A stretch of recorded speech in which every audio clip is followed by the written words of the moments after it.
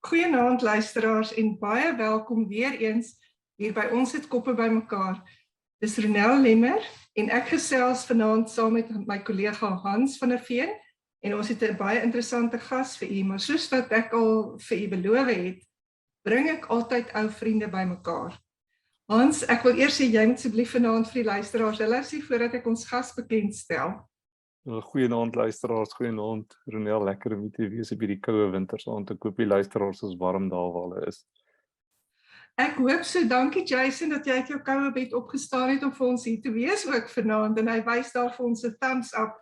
Luisteraars, ek wil sommer nou al vir u vra, skryf asseblief die WhatsApp nommer neer 060 505 2693. Ek gaan dit weer lees 060 505 2693, want vanaand wil ons hê julle moet saam met ons gesels. Ons gaan die gesprek voortsit wat Hans en ons kollega Via verlede week begin het. Dit was 'n baie moeilike onderwerp wat hulle begin het en hulle het 'n wonderlike werk daarvan gemaak om te gesels met 'n advokaat en oor swangerskap terminasies en vanaand sit ons die gesprek voort. En ek het 'n wonderlike vriendin genooi om saam met ons te gesels. Sy is 'n absolute wyse persoon.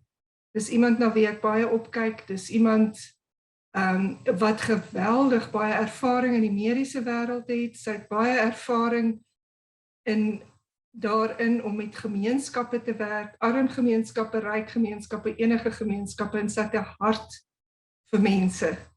Nog altyd, vandat ek haar ken, het sy 'n pad geloop en gestap saam met mense. Luisteraars, ek stel graag vanaand aan julle voor Margo Morton. Ek het vir Margo leer ken as 'n body stress release practitioner, maar sy het 'n hele lewe voor dit gehad. Margo, verskriklik dankie dat jy hier is saam met ons en baie welkom by vanaand se gesprek. Ek wonder of jy net jouself ook sal bekendstel aan die luisteraars wat nie vir jou ken nie. You can carry on in English. It's okay to carry on in English. Ek sal nou eers my Afrikaans uittoets 'n bietjie. Baie dankie dat julle vir my genooi het om in hierdie gesprek deel te neem. En dit is ook baie goed om weer vir Ronell en Hans te sien. Twee mense wat ek vir lang tyd ken. Ja, ek is geregistreerde verpleegkundige en Engels nurse practitioner en body stress release therapist. Ek is 'n traditional healer en ek doen werk met families en dit is genoem family constellations. En vir 'n hele tyd was ek betrokke met die terminasie van swangerskap toe dit gelegalised word in 1996. Dit was die begin van daardie ervaring. Luisteraars, ons gesels vanaand oor 'n sensitiewe onderwerp en ek wil julle graag nooi om saam met ons te praat. Margo, thank you so much, and you spoke about termination, and we were wondering earlier about the terminology. People used to call it abortion, and since I've known you, you never called it abortion. Why is that, and what is your preference, and what should we call it? Medically speaking, an abortion is the same as a miscarriage. But over the years, there seemed to be this understanding that a miscarriage was spontaneous and an abortion was induced. Personally, I find the word abortion just has a connotation that sounds harsh and it sounds, it doesn't sound nice. I don't know why that is, but I guess because of all the legal things from years before. And the termination of a pregnancy just sounds more like a choice. Sounds more like, you know, your choice to terminate. That's why I prefer it. Hans, you also mentioned before we started someone that you know who spoke about, who calls it the choice, or what? Yeah. What is the other terminology? Yeah, the right to choose. Whether you continue with the pregnancy or whether you want to terminate it. And so I guess words matter. And Margo, you saying now that abortion, I think it comes from the word abort, and like giving up. Whereas, yeah, like you said, termination has got the implication of a choice where you take that position. So I guess almost like if you put it on a continuum, on a line, you have the one group that still calls it abortion. If we look at what's happening in the USA, it seems like that side in the USA is winning, whereas in South Africa, 1996, you say it became, in terms of law, it stopped being a offense, eh? Illegal, yes. Yeah. Yes. Hans, ek wil hê jy moet 'n bietjie met Margo gesels wat jy vroeër ook gesê het oor die rol van 'n man in die hele situasie. Julle het verlede week daaroor begin gesels en jy en Margo het net nou ook interessante paar goed gesê. Praat 'n bietjie daaroor, jy as 'n man. Ja, nee, dit was interessant geweest. Verlede week het Sia vir die regskundige praktisyn Michelle Weyers gevra rondom wat is die regte van 'n man in terme van wanneer daar besluit word op 'n terminasie van swangerskap. En die antwoord was baie eenvoudig geweest. 'n Man het geen regte nie. Maar ek het, jy weet, van waar ek nou daarna kyk, my eerste reaksie is half om te dink, hoekom sal 'n man entitled wees tot regte, want dit is mos nie jou liggaam nie. Maar ook kan jy sê, dit wys ook op 'n ander vlak oor hoe mans doen goed en hulle staan nie in vir die gevolge van wat hulle gedoen het nie. So ek is eintlik asof ek myself verkeerd bewys, net jy weet, op twee vlakke. Op die een vlak is daar hierdie ding van hoekom sal 'n man kan aanspraak maak op 'n vrou se liggaam, maar dan op die volgende level kan jy sê dit wys net eintlik oor hoe min onze samelewing is mans is disconnected van gesinne en van hulle dade. Margo, what's your feeling about, should a man have input? Yes, of course he should have input. You know, it does take two, a man and a woman, to create a life. And I'm not of the mind that in that situation, if there is a man who's present and has an input, that he should be completely excluded. Just from a relationship humanitarian point of view, you know, it's a very broad subject. So, you know, it depends which scenario we're talking about. Do you know what I mean? If it's a marriage situation or a relationship situation where people are in a relationship, perhaps they already have one or two children, it's a marriage, let's say, well, then of course the man should have a say in whether he would like to bring another child into the world, especially if he's a responsible caregiver. Do you know, I just feel that he should be able to have a voice. But at the end of the day, the decision ultimately doesn't lie with him. So that's quite disempowering for men. Yeah, because as we know in our communities, many men want to have children, but they don't always follow through with the care, which is unfortunate and very sad. And if it wasn't the case, then we probably wouldn't be sitting with such a high load of termination of pregnancy. Sure.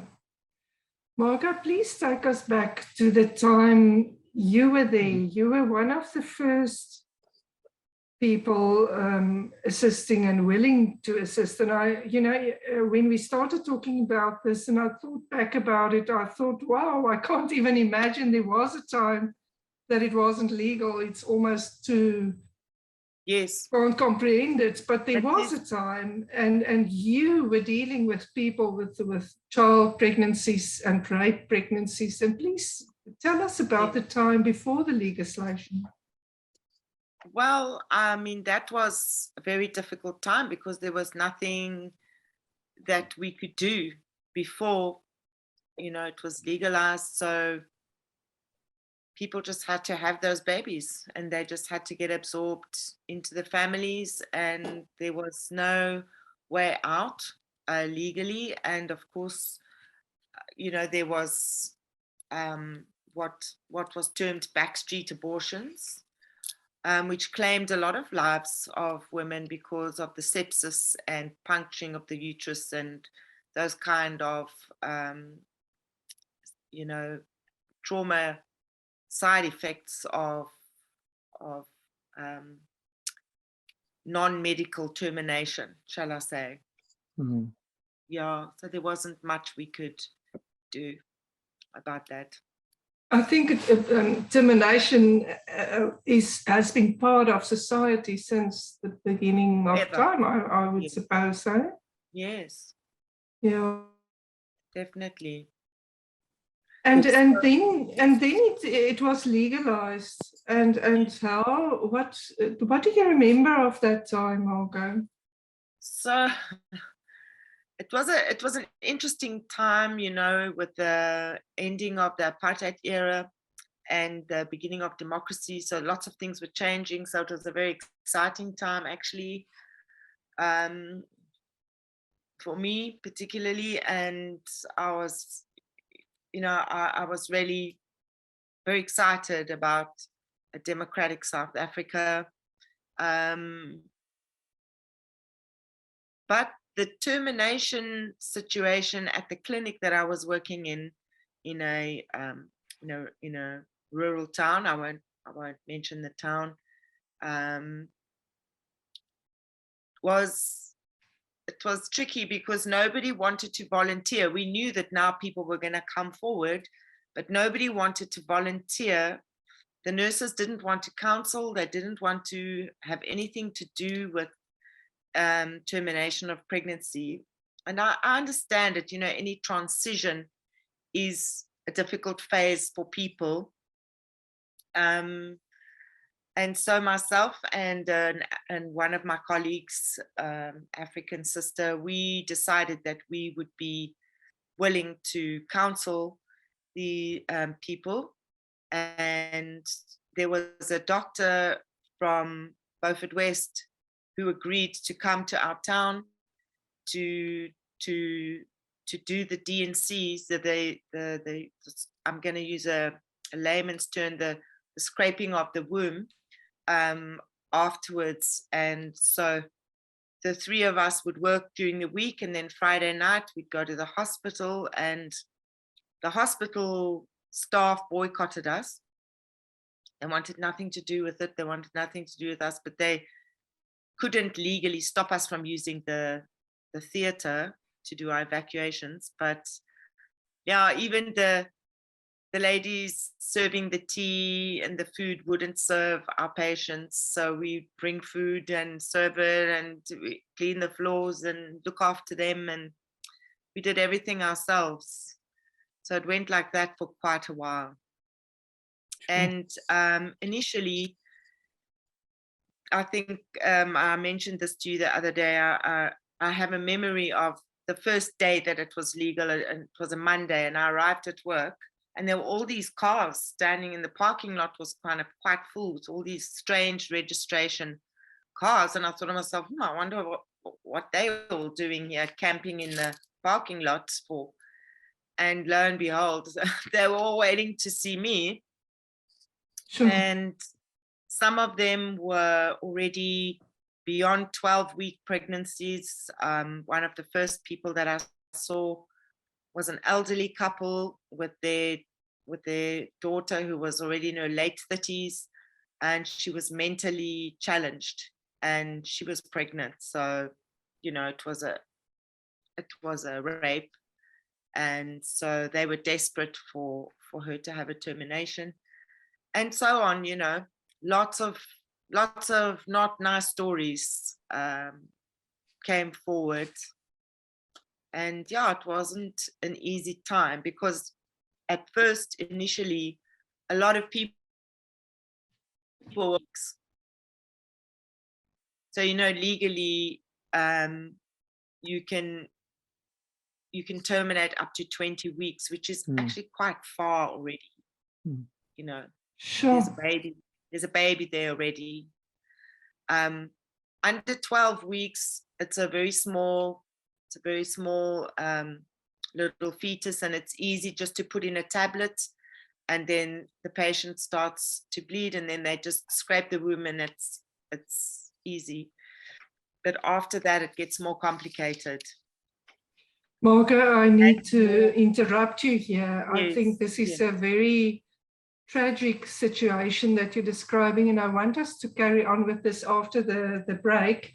Okay. And we're going to have an ad break, and listening to one of your songs, Margo.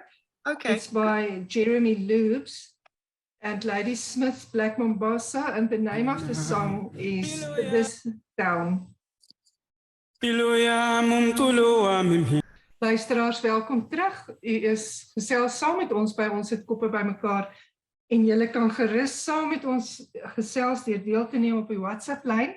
Die nommer daar is 060 505 2693, en ons gesels vanaand oor 'n baie moeilike en 'n baie emosionele onderwerp. 'n Baie emosionele onderwerp vir baie mense, en ons gesels met Margo Morton. Margo, you just before the break, you told us about heartbreaking situations in the beginning of the time when TOPs were legal, and the desperate parents with a daughter who has been raped, you know, and you were mentioning that some of the pregnancies were over or close to 20 weeks, and, you know, it's easier when it's under 20 weeks. But at that time, it was a very lonely road for you and your sister, sister Mama, because you were some of the only people who were willing to do this. Yes, and so what I did to try to open it up, because obviously, you know, there was a lot of people, understandably, against what we were doing, and obviously the church and religious groups and so on, because this subject really does go against spiritual belief. You know, I understand that. I really do get that. So I started going to church groups and going to talk about it, going to do talks with social workers and with church groups and whoever wanted to have the conversation, just to try to put it out there in as open a way as possible. Because the one thing that I really believe, after what I've seen for many years, is that it doesn't matter what the situation is. Terminating a pregnancy is not an easy choice. It's not an easy choice for a woman. It really isn't. And I say that it's not an easy choice. And then I think people can think it's the easy choice, but the after effects of that choice has, you know, there's consequences.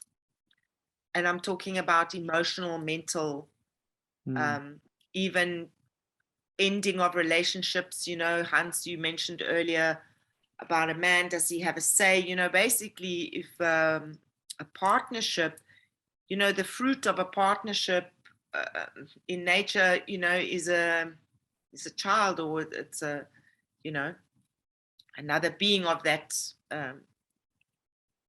that type. So terminating a pregnancy will very often terminate a relationship. It's that intense. And also, Margo, the woman is often pressured for time. She must make this decision within a brief period.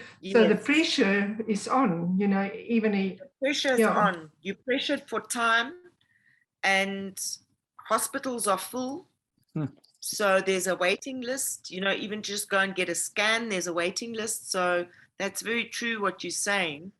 And there's so many factors that come into it that make it really difficult. Obviously, if a woman can afford to go to Mary Stopes or somewhere private, that's a lot less difficult. But people who live in informal settlements or small towns, by tannie werk by die clinic, or you know, they don't want people to know, so where they're going to go now. And you know, there's still so much stigma around that, and people are very opinionated about it, and people fear being rejected and excluded from their communities. Telling your parents, you know, when you're 13 or 14, you know, then you get the whole, well, I'll just commit suicide thing going on. And you know what I'm saying? It's a very, very difficult situation altogether. And there's not really that much support. As we also spoke earlier on, you know, imagine like a 13-year-old now needs to go to the clinic, you know, the community's all sitting there. And then she's got to make the decision and then go to a hospital by herself, have a scan by herself. Do you know what I mean? It's like she can't tell her parents. She can't tell anyone. What does she do? Who does she speak to? The nursing sister is in a hurry. She tests her urine. Yes, you're pregnant. You know, what are you going to do, stupid girl? You know? Here, go to this place, or go for a scan, do this, do that. There's no time for counseling. There's no time in clinics unless there's someone who's specifically doing that job. But if there's someone specifically doing that job, then everybody knows why you're going in that door. Sure. Yes, yeah. It's a big problem. Margo, and the impact on the healthcare workers, because you're not obliged to do a termination of pregnancy. That's not, you've got a choice whether you want to do it, but the ones that do it, I can imagine it must also have a impact on you. Or... You know, Hans, I think if the way, like I said earlier on, the way that if you're under 12 weeks, the way that it's done, it's basically a little tablet that's inserted into the cervix, and it softens the cervix, and then the person will have a bleed and the little fetus will come out. And even that can be traumatic for people sometimes, because they can see it, and you know, they have pain and they're alone. But in any case, it's not invasive. And so that is not so traumatic for medical staff. But initially, when we were dealing with a backlog of pregnancies that were over 12 weeks, I must say I found it very traumatic. I found it very traumatic. Yeah. What did you do to deal with it, Margo? Did you see someone? Did you speak to your colleagues, to your friends, or how did you deal with the impact of that? You know, I prayed about it a lot, because I felt quite guilty as well.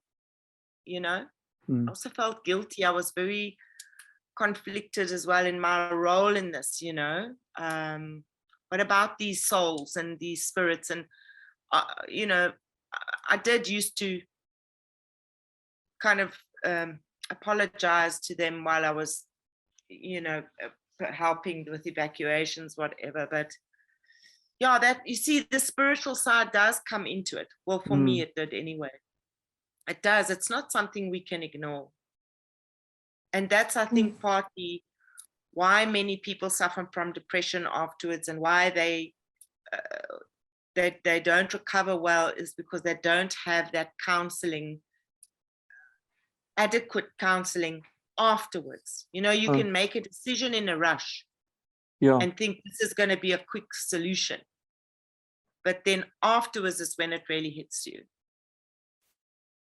And that's both for the healthcare professional and the person that chooses to terminate the pregnancy. But mostly, I imagine, for the patient, you know. But it is, you know, when you're dealing with people who are, as you know, who are in trauma and who don't have support and nowhere to go, and it is, you worry about them, you know, you worry about their well-being and so on. And of course, you know, most of the pregnancies are young kids. Yeah.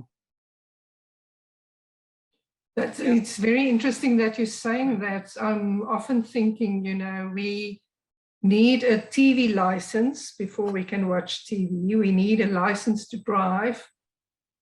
We need to be 18 before we can drive a car, otherwise it's a danger to other people. And, you know, yet we can decide to have sex at 16.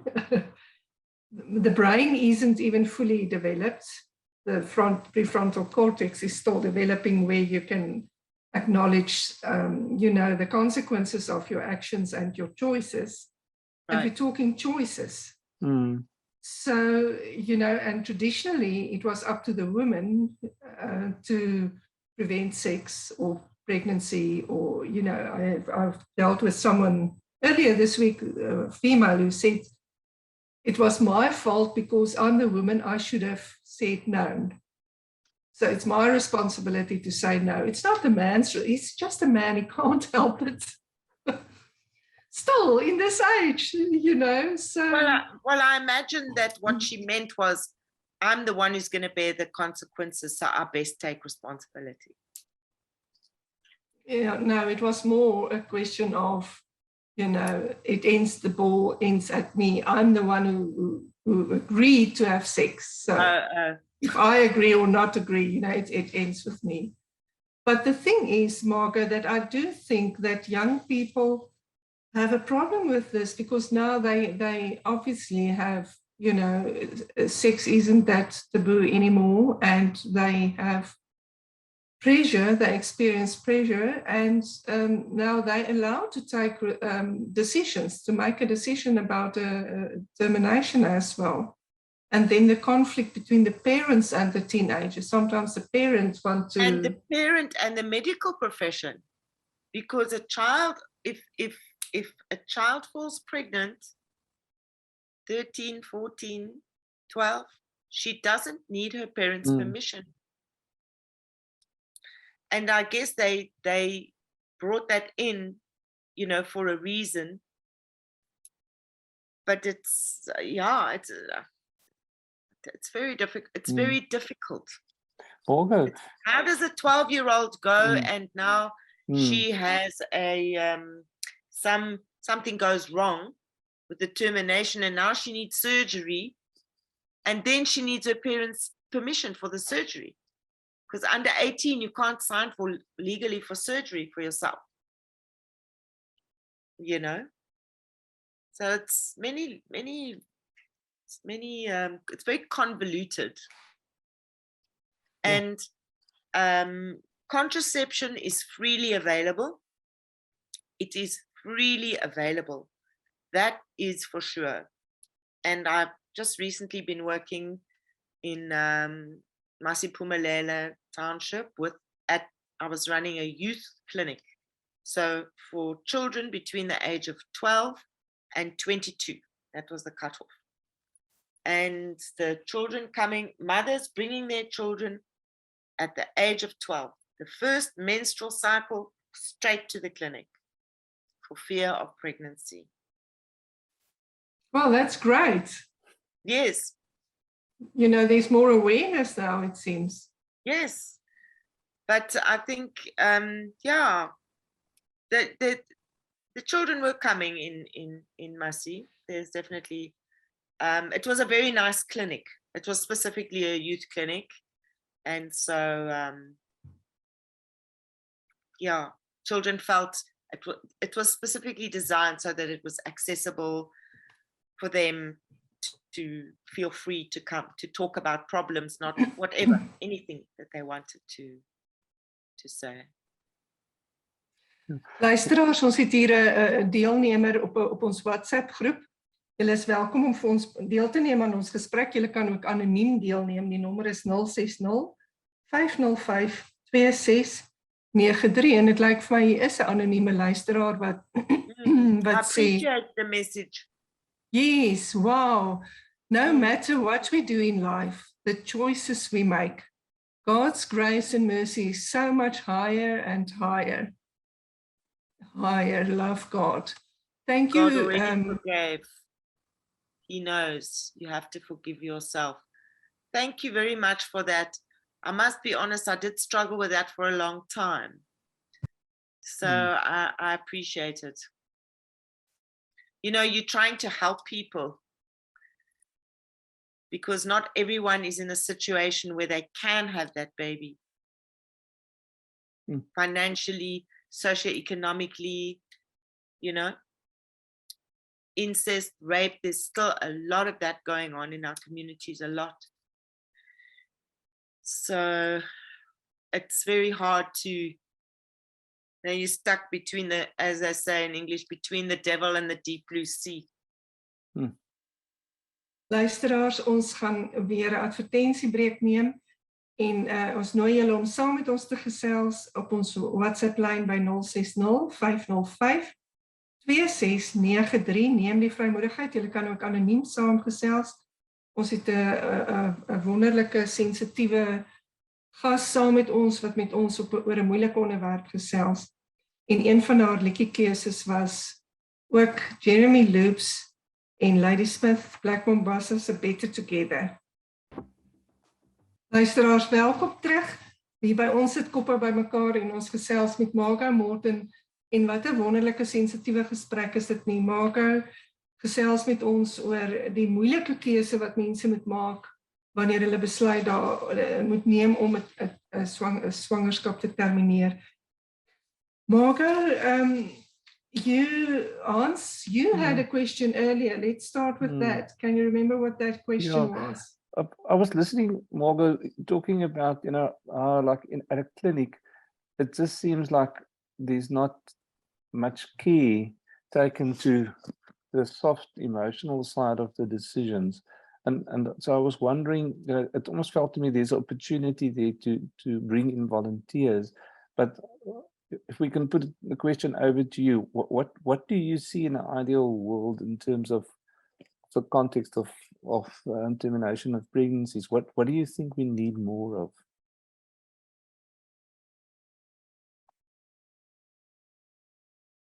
We need more open discussion about these things.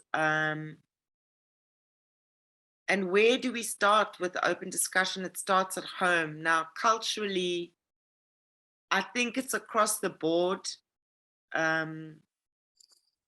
It's a very difficult conversation for parents to have with their children. And in some cultures, it's taboo. You don't have those conversations with your children. And I also feel very strongly, very, very strongly that what is missing in our communities is male role models. And the young men would tell me that at the clinic that I was working at. They'd say, wow, we wish we could have someone like you that we could talk to so openly because we don't have anyone to talk to. So the male role models are needed. the men have a lot of needs as well, so that they can stand in their power as men and make the right decisions and take responsibility and be responsible. So yeah, it's all about communication and understanding, I guess. So it's almost like opening up to each other, you know, but that opening up will make us sensitive and will lead to us feeling more for each other, and then maybe taking better choices. Better choices. And you know, whenever I have, and in the past as well, whenever I have someone who's wanting to terminate a pregnancy, I would always ask them to come in with their partner. Always ask the boyfriend to come with, so that he can be part of the conversation, so that he can sit there and feel the enormity of what is happening here now. You know, to be part of it, so that the young girl or the woman is not alone in the situation. So if it's possible, I always do that, because it's both of their situation. Yeah. And I have seen many times after the event, I end up counseling both of them. They're both traumatized, they're both sad, they're both in grief. And I wanted to talk about that, Ronell, so I'll just bring it in. Is that okay? Please, yes, please. You know, we all make mistakes, and this is a very big mistake. If it is a mistake, it's a very big mistake. And so for parents to just be a little bit more understanding, as angry as you are and as heartbroken as you are, and as much as it goes against your beliefs and everything, but to just understand that nobody really wants to go through this. Nobody does. And then afterwards, I feel like some kind of a ritual. You know, when someone gets married, we have a ritual and we have a celebration. When someone passes away, we have a ritual. It's called a funeral.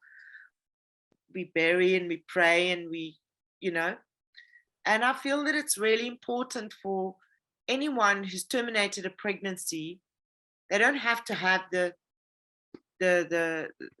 remains of the pregnancy with them, but they can do a symbolic ritual, whether it's planting a beautiful tree or planting a beautiful flower bush or something, digging the hole, burying something beautiful, you know, burying something, make something, write a letter to the baby, apologize, explain, you know, put it in the hole, do the ritual, cover it up, plant something, so that life can still be symbolized there.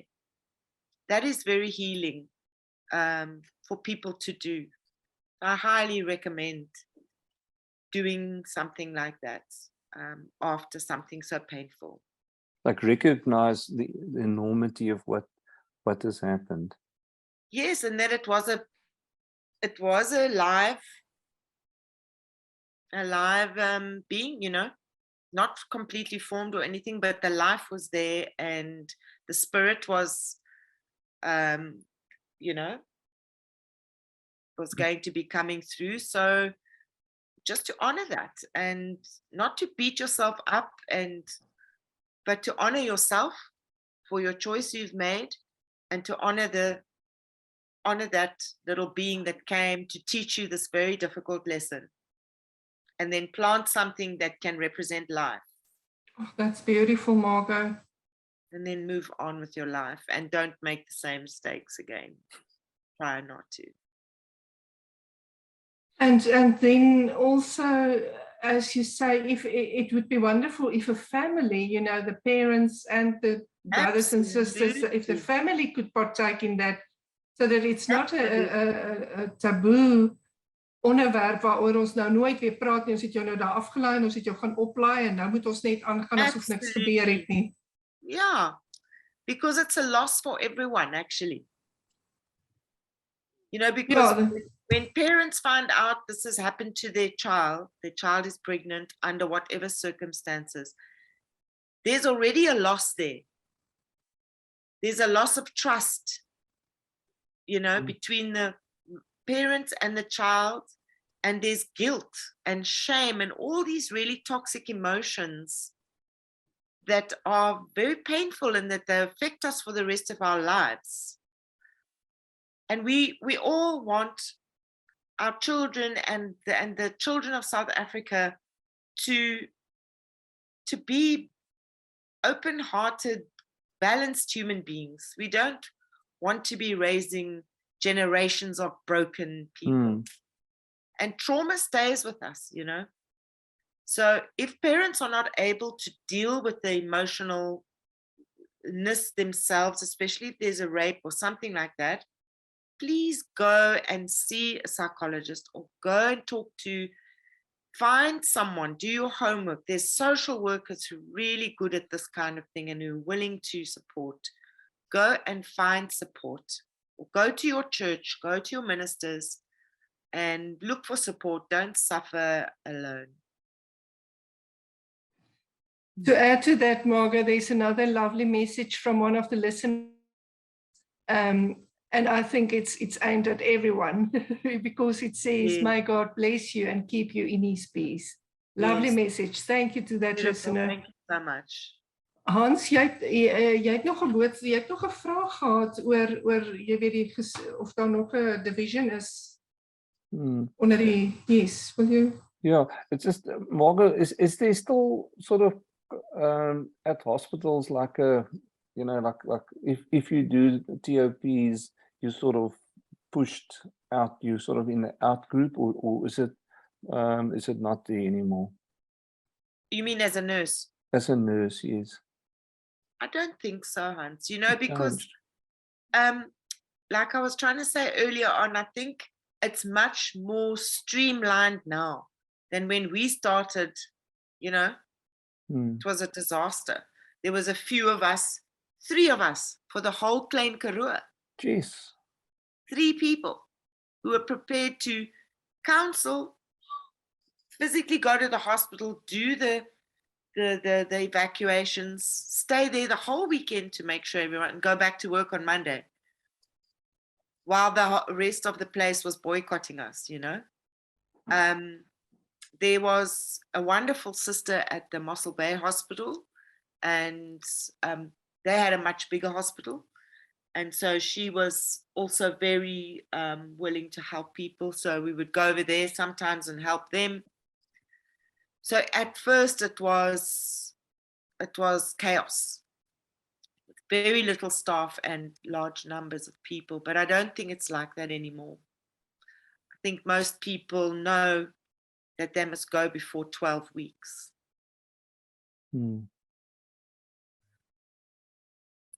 Yeah. And as I'll just mention this because I remember the advocate speaking about this. In the case of a rape, I want to talk about rape for a moment. Another very awful subject. Ladies, women, brothers, boyfriends, you need to know this information. If someone that you love is sexually assaulted, in other words, physically raped, she has got to go to the police station. At the police station, the police will take her to the nearest rape unit with a form, a piece of paper called a J88. It's a form that they use for making marks on, there's drawings on the form of the human body, and the doctors look at the person, they examine the person, and they make note of all the bruises and any marks on the person's body. Your beloved person will receive an immediate tablet that will stop any potential pregnancy. She will receive antiretroviral in case the perpetrator had HIV immediately and probably for I think it's for 2 months, 2 to 3 months perhaps, so that she cannot contract HIV, and she will be treated for any potential other sexually transmitted infections. So to be able to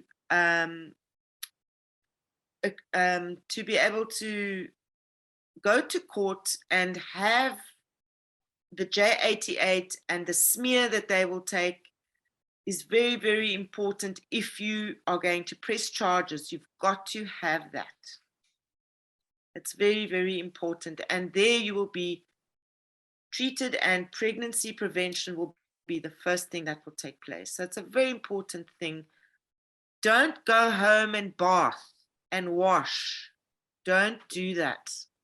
I know it doesn't sound right, but that's problematic. Go the way you are. Margo, thank you so much. Luisteraars, ek is so jammer ons het aan die einde van ons program gekom. Ek het nou hier in vervoering gesit en luister na Margo. We can get you again, Margo, to help us talk to our people and inform them. Luisteraars, ons gaan vanaand uitspeel met een van Margo se keuses, Jaluka met African Sky Blue. Thank you so much for having me. Thank you for sharing, Margo. Really good. Thank you.